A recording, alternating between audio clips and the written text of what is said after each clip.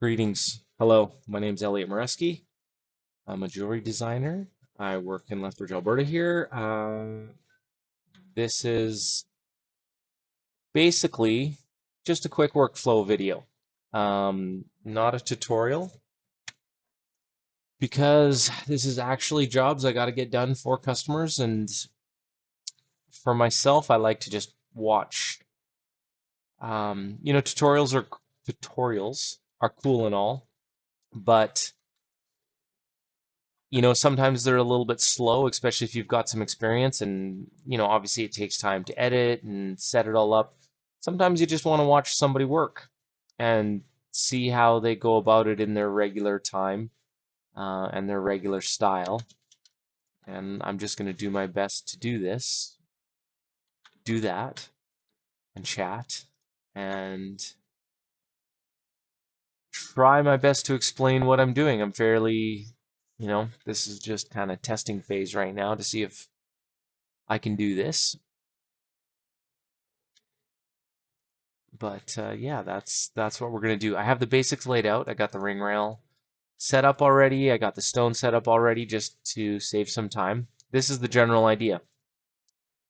Kind of a tulip style setting head. We want to kind of have a lily shape, very, very loose. It doesn't have to be super obvious or super realistic, but just kind of a lily shape claw on the edge. We're going to work with white and yellow moissanites, which are kind of a cool color combo. And hopefully we'll end up in platinum. So that's the general vibe.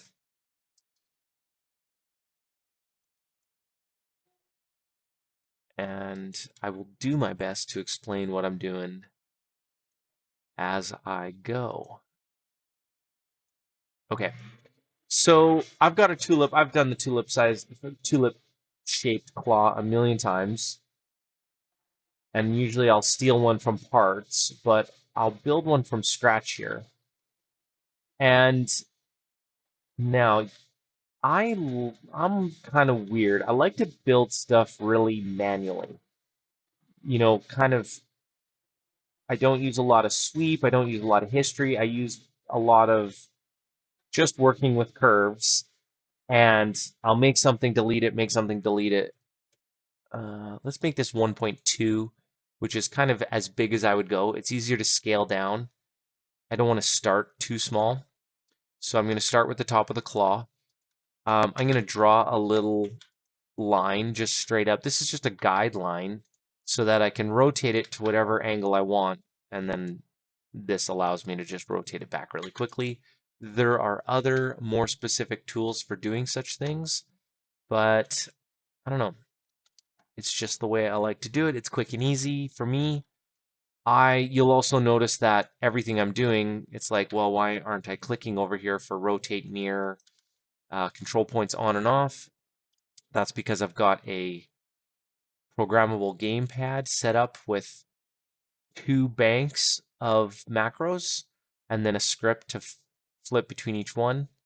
That's a lot of advanced CAD users use macro pads. Um, in my opinion, I can't live without it. So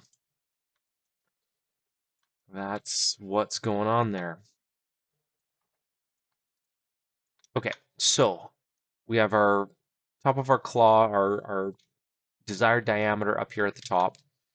Drawing it from two views, so this is the curvature with the claw angled. Obviously, if it were a round, it's a little easier to work with, but with an oval, that's why it's angled like that. This will all make sense as we go along, hopefully.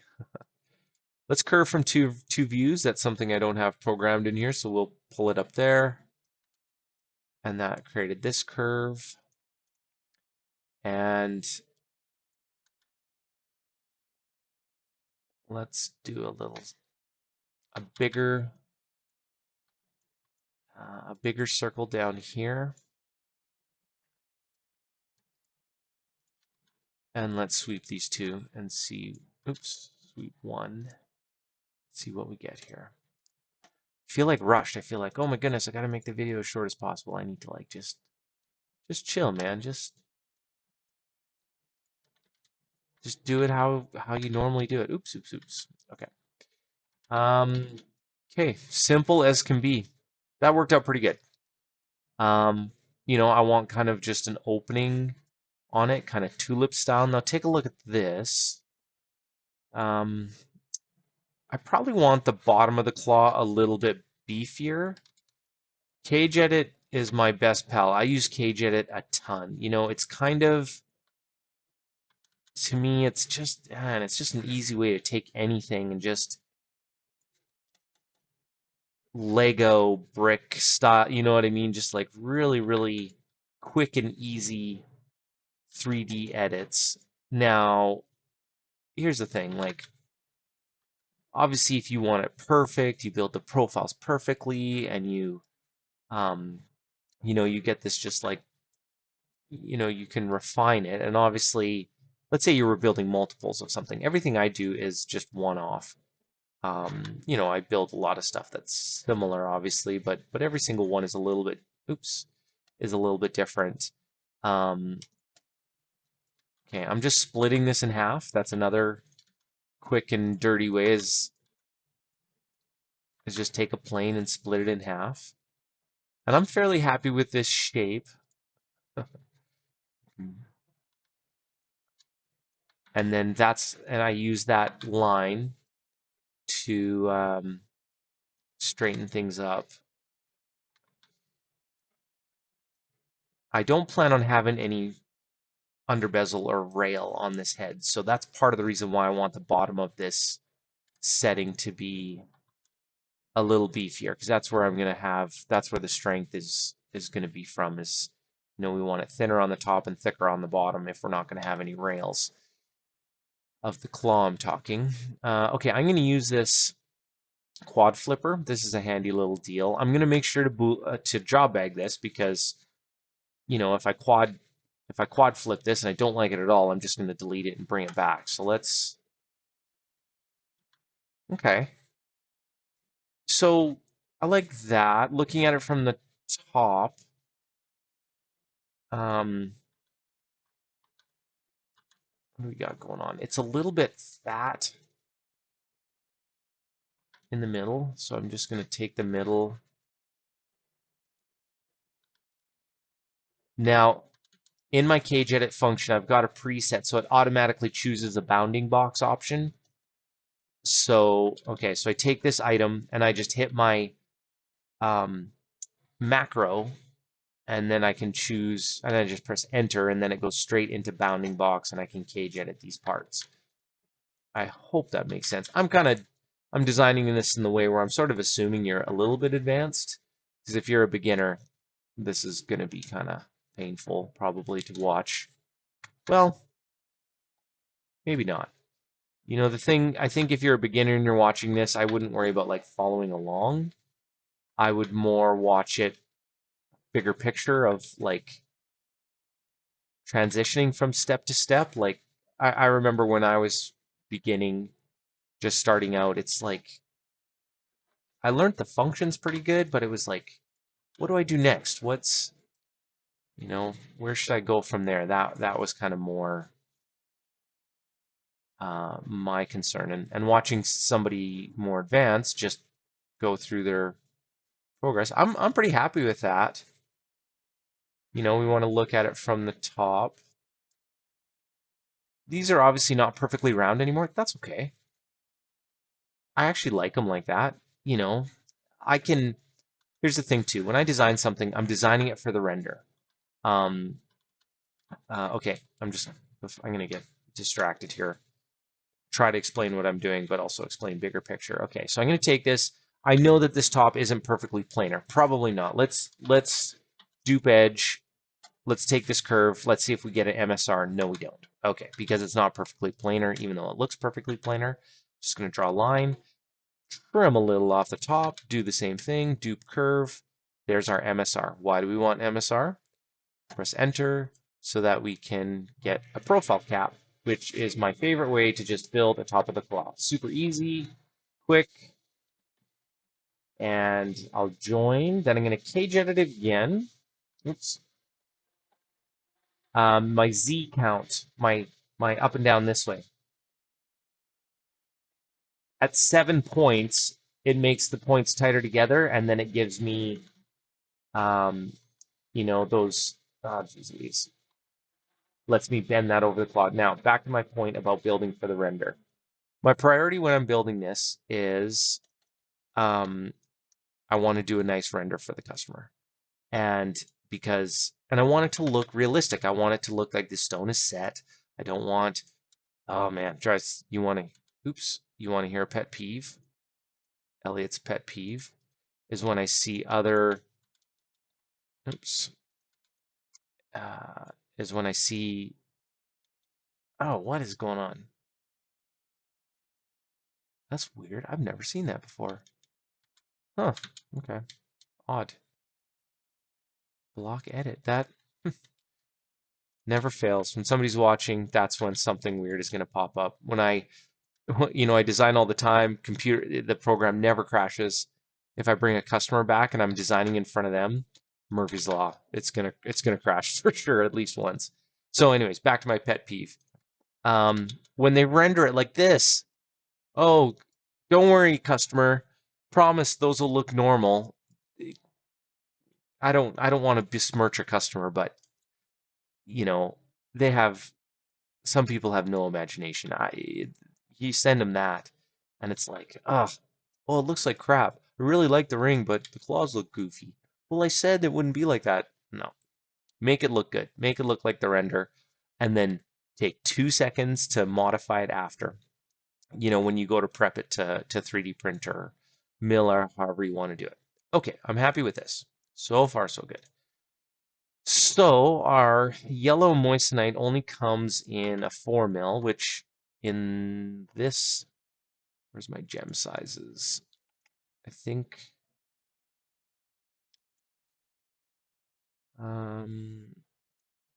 gem reporter.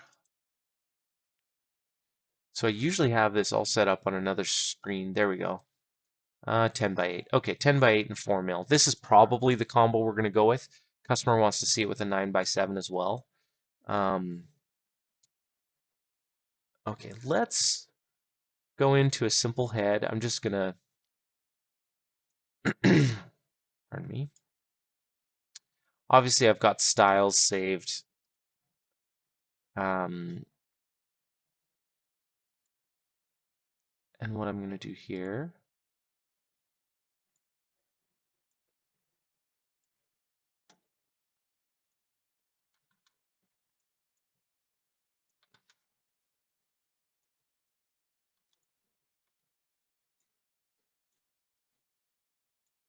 Basically just steal these parts. Oops.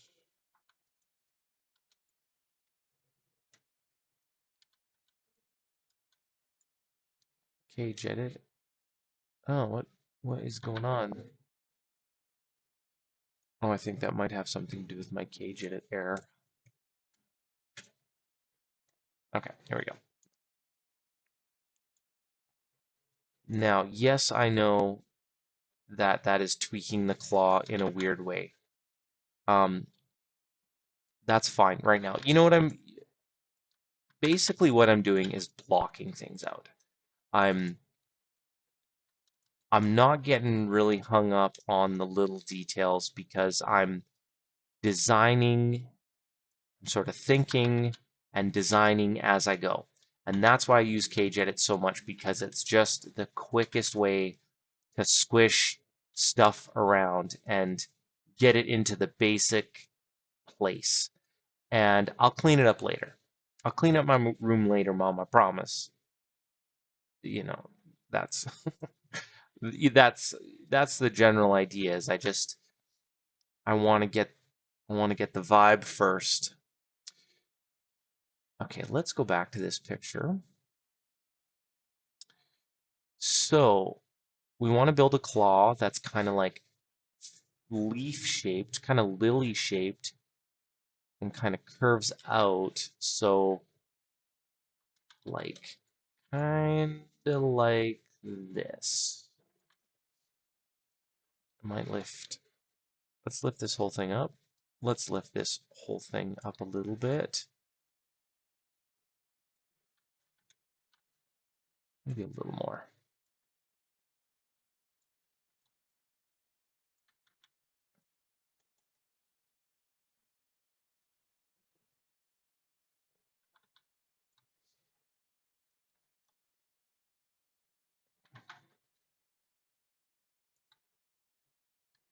Okay.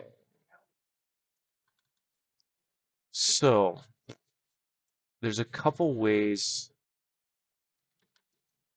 we can do this. I'm going to move that to the other side. Um,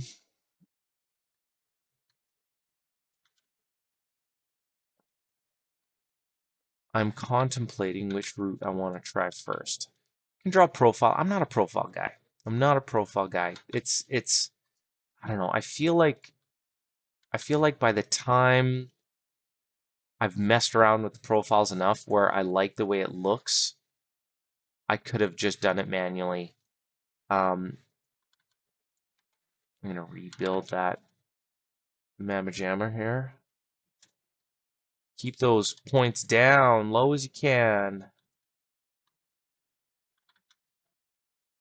So I like to do more like blocking out bigger shapes. A lot of Boolean intersection, I guess you could say, and then refine it from there. And that's what I'm doing here. So you can see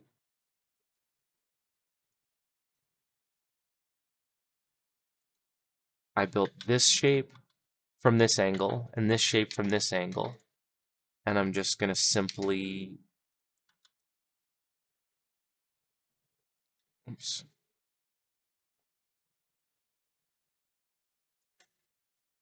Okay, yeah. So that's not, it's not perfect. Uh, it's not flowy enough, but it's the right, it's thick where I want it to be thick and thin where I want it to be thin, and it goes to the right place. So we can work with this. First thing I'll try is let's fill it. Oops, no, much stronger. Fillet's our worst enemy. Fillet sucks. It's our best friend and it's our worst enemy. It's not cooperative sometimes, but it just looks so good.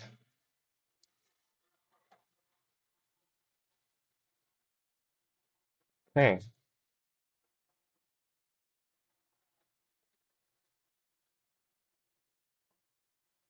I'm just gonna chop this guy in half, same way I did before. I'm just gonna take a plane and split it and mirror.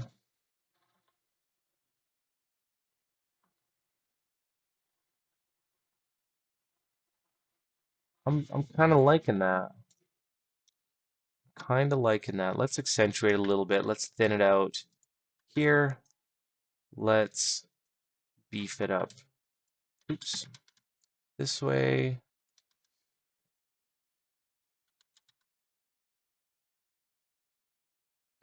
I like the shape of the claw on the top for sure. Again, just doing this to make it look like it goes over the stone, make it look like it's set.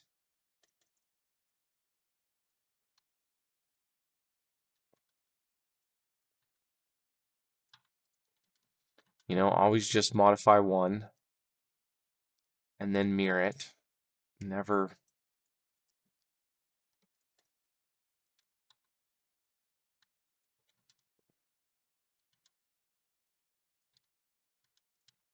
Okay, so those kind of, yeah.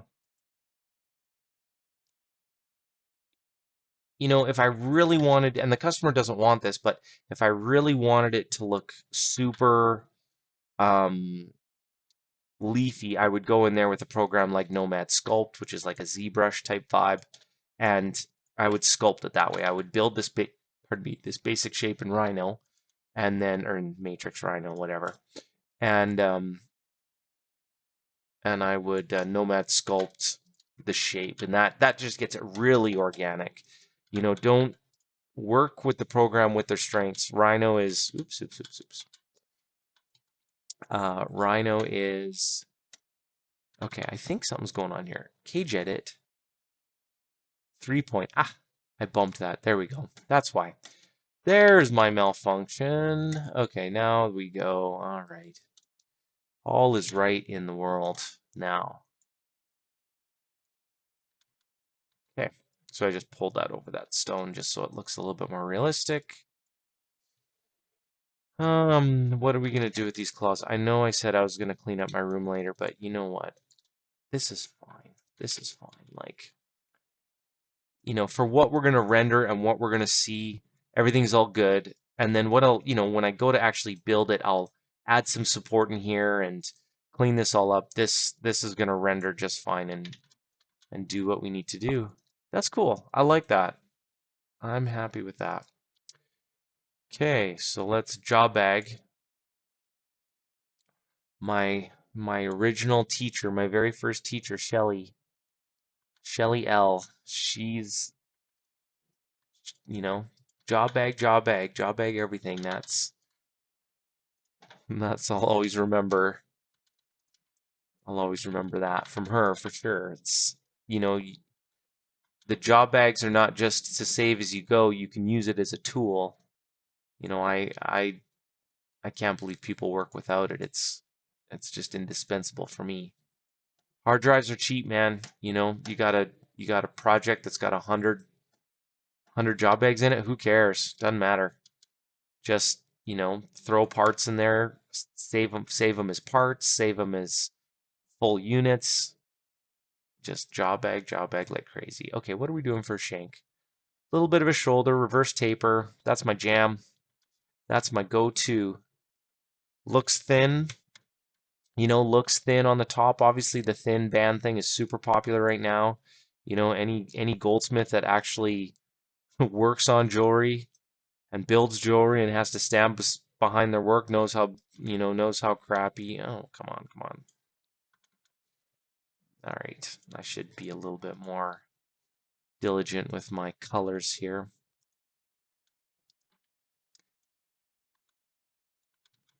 These, us goldsmiths that actually work on jewelry and don't just design it know how terrible the barely there trend is, where it's like, yeah, can we have that band thinner? Can it be thinner? Could it be air? Could it be invisible?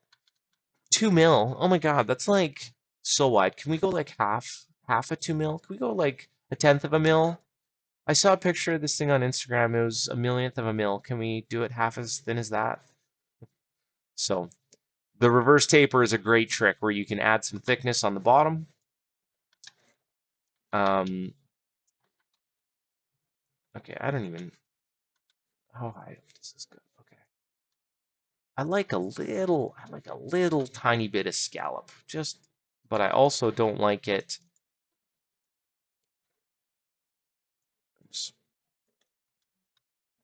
I like a little tiny bit of scallop, but I also don't like it to be thinner here than it is here. It's just my own personal preference.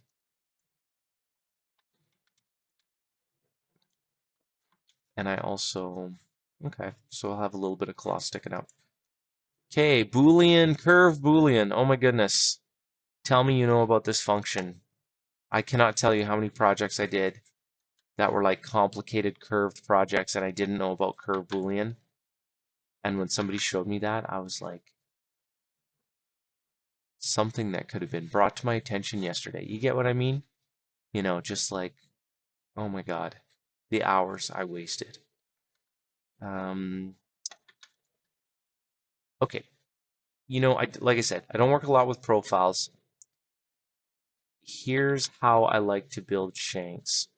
So this yellow here is my overall shape, and this green is going to be where the curvature, this will be the curvature and this will be the flat. So really is this ends up being a guideline.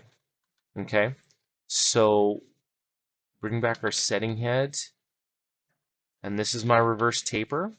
I want, okay, I want it to live inside that setting head. I want to use as much of that as I can, right? I want as much connection to the head as I can, which is also why I make this thicker. I'm not nuts about. I think it's fine if the customer wants it, go for it. If the customer wants a straight shank like that, then that's what the customer wants. But lots of customers are open.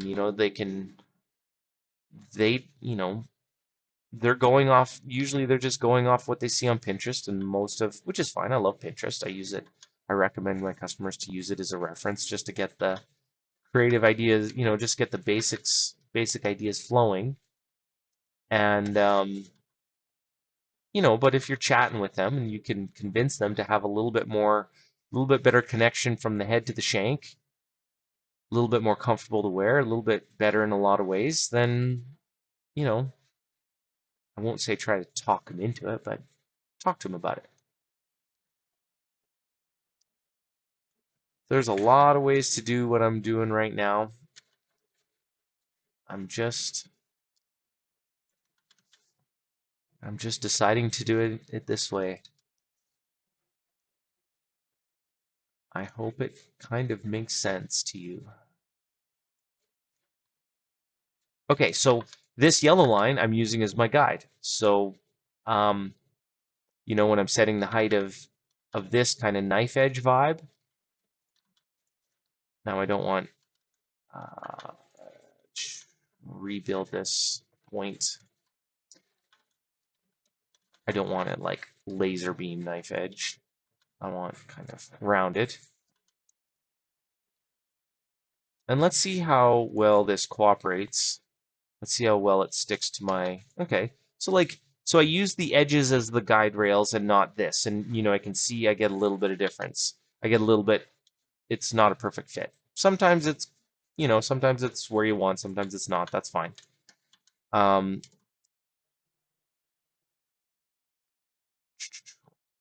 I should have just left this.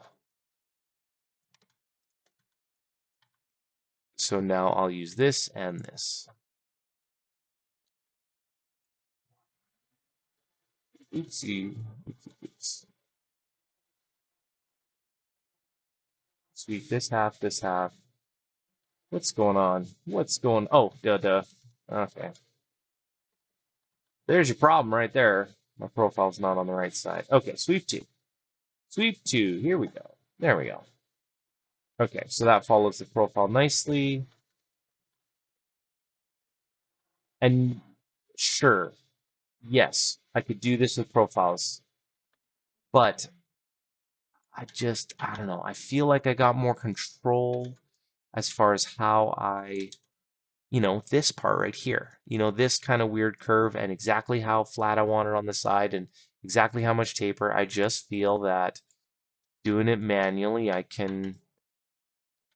it's a quicker way to get exactly what I want. And here's the thing. Usually I want something fairly clean. If I was going from some crazy shape to some other crazy shape, then yeah, profiles are the bomb. That's the way to do it. But I just like having full control over every little point to do exactly what I want. And oops, that's cool. Yeah, I dig. Okay, let's save this. And then all we're going to do is the customer wanted to see it with a 9x7. So, couple ways to do this. I'm just going to 2D scale for now. And yes, that thins out the claws a little bit. That's fine. We're probably going to do the 10x8. I started with a nice heavy claw to start with. Okay, I'm just going to scooch this over.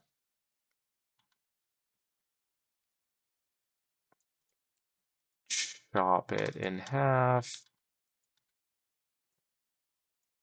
Mirror, join, and then my favorite.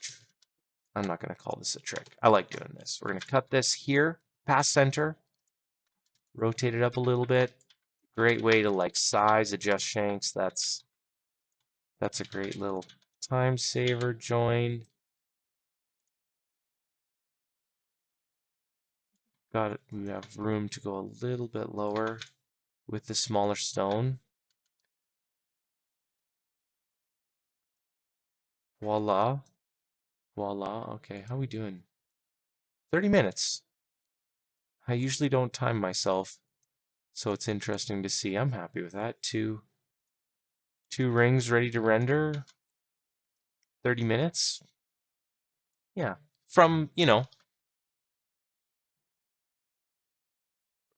from scratch. No cheating with taking parts that I've already built. Okay, so here's what I like to do. Take our sleeve. This is in the props library as well.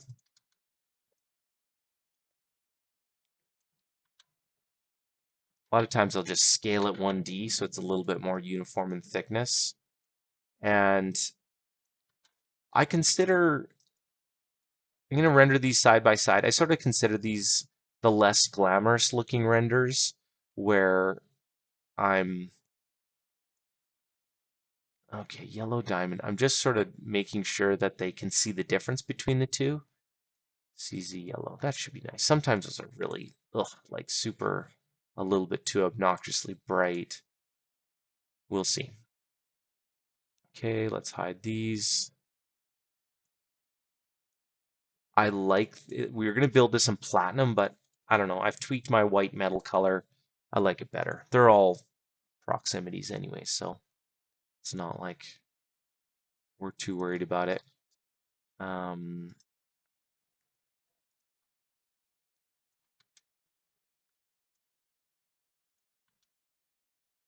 okay, so I'm going to render these like this so we can see them, kind of clearly see the difference. I'm happy with that, the color of that yellow stone. This is so the customer can tell the scale between the two.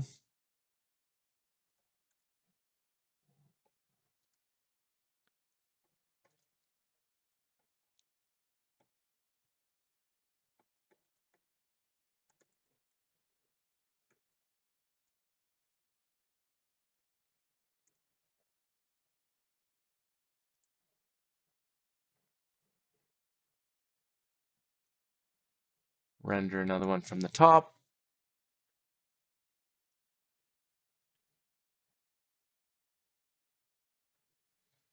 Yeah.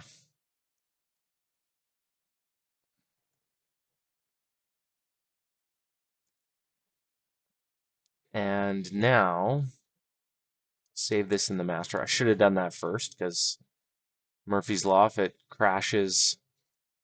I also like to save them after you've applied materials because they will save the material state in here. Okay, now I can do some renders that look a little bit nicer. What I usually like to do is duplicate, make it look like it's laying on its side.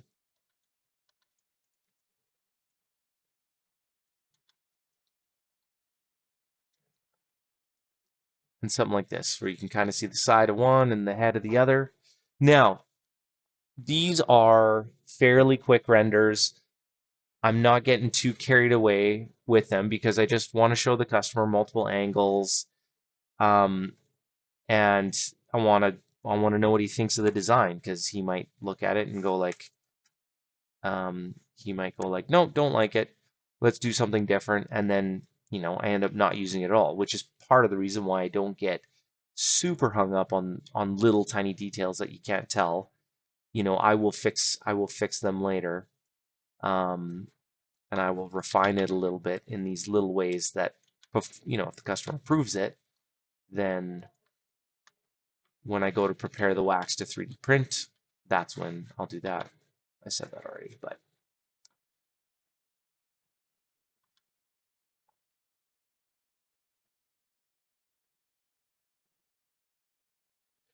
if I did want to do a super decked out render, I would play with the ground material more.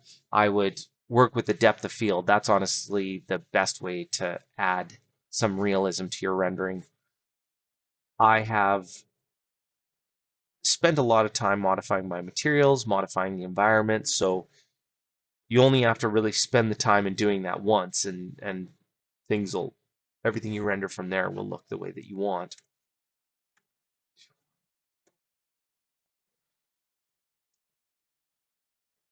And then I usually will like to render it from the back so that they can kind of see what the bottom of the ring looks like in the setting head. I try not to make the ring look too big in the frame. I don't want it zoomed in because then everything looks humongous. Scale is the hardest thing to convey. Um, in when you're rendering something, so just take that in mind.